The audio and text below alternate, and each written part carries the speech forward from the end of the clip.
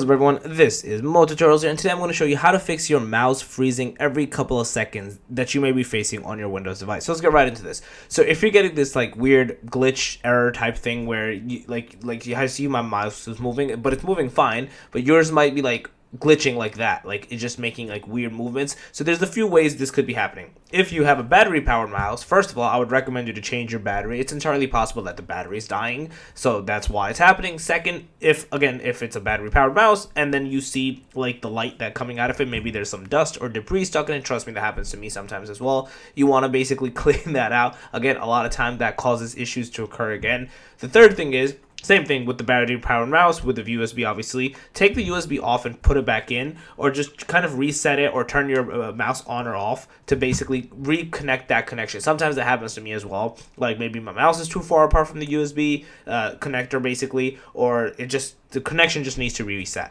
Now, if you've tried all of those, what you can do inside the computer itself is go to your search bar and type in Device Manager to basically have this pop up. And in here, you want to go where it says mice and other pointing devices. I just have this one, but you want to basically right click into it and do update driver and do both search automatically for drivers and then browse my computer. Obviously, you might not find a new computer, so search for it automatically. You can also Google whatever your mouse is, it's usually on the mouse, and see if you can find any updates or drivers for that and try to essentially go from there as well. The next thing you could do is, if you can try to find it wherever your mouse settings are, see in there maybe you don't have it on, maybe you have something off, like maybe your speed is just too low, maybe you just need to play around with it a little bit to get it to like where you need to essentially.